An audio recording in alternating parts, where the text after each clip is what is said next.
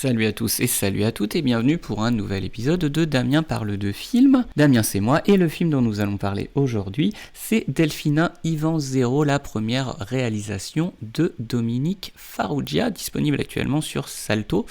réalisé en 1996 et que je vous invite donc à découvrir ou à redécouvrir. Delphinin Ivan Zero est donc le premier film en tant que réalisateur de Dominique Farrugia, membre du quatuor comique Les Nuls, si on inclut bien sûr Bruno Carrette. Donc Les Nuls qui se sont donc fait connaître sur Canal+,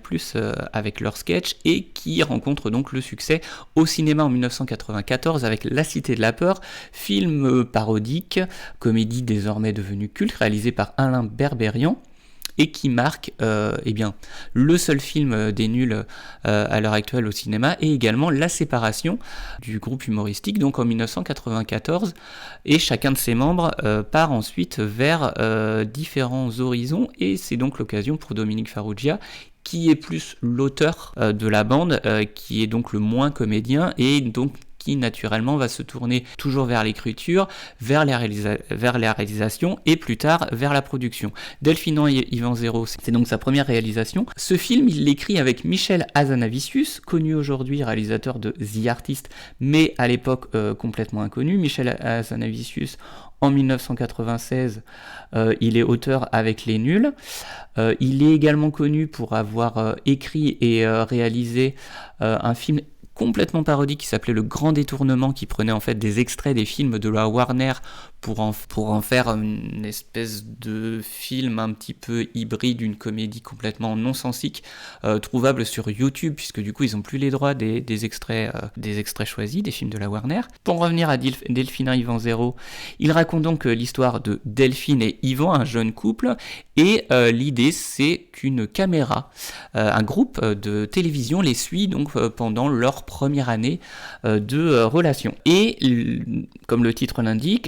leur relation est en fait comparée à un match de football, et régulièrement on a le droit aux commentaires de Jean-Michel Larquet et Thierry Roland. Alors pour les moins de 20 ans, je rappelle que Jean-Michel Larquet et Thierry Roland étaient des commentateurs sportifs extrêmement connus qui commentaient donc tous les matchs de football diffusés sur TF1. Ils sont tous les deux décédés aujourd'hui, donc c'est pour ça que je fais ce petit rappel si jamais des moins de 20 ans m'écoutaient.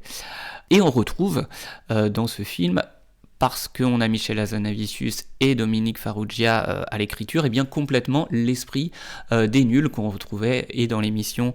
Objectif Nul, Les Nuls l'émission, et dans le film La Cité de la Peur. On a même une référence directe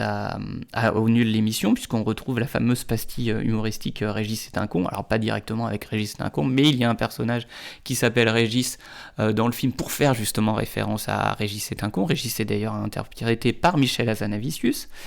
Pour revenir aux protagonistes Delphine et Ivan, Ivan est interprété par Serge Hazanavicius, qui est donc le frère de Michel Hazanavicius, et Julie par Julie Gaillet. Complètement inconnue à l'époque et beaucoup plus connue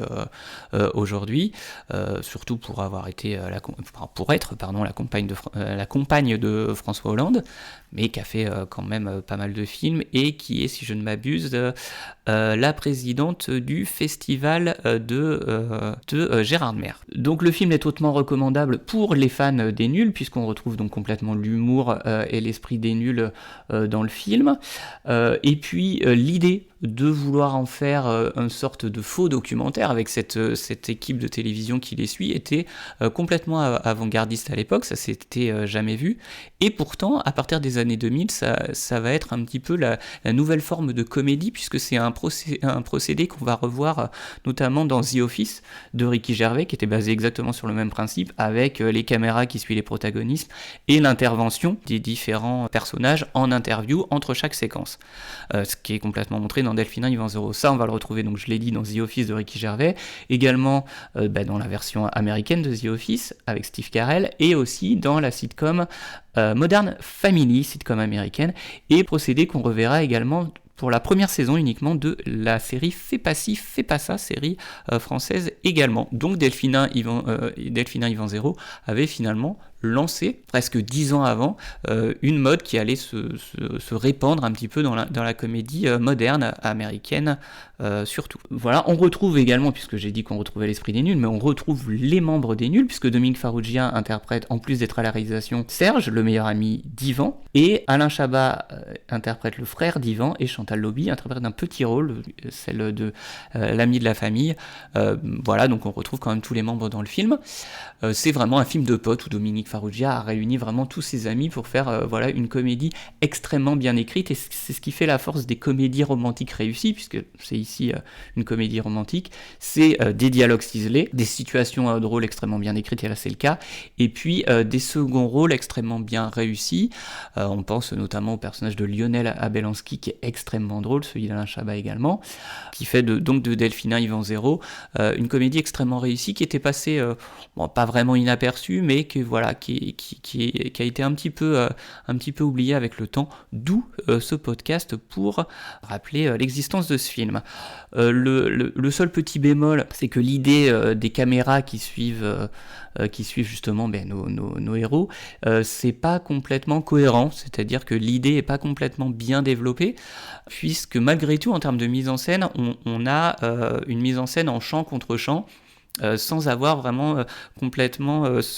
cette idée de caméra à l'épaule, reportage complètement assumé. C'est particulièrement visible dans la scène de la voiture où Ivan déclare à ses amis qu'il va s'installer avec Delphine, puisque un coup la caméra est devant la voiture, un coup il est derrière, et pourtant quand on voit l'arrière de la voiture, on ne voit pas de caméraman. Donc c'est incohérent parfois, cette idée de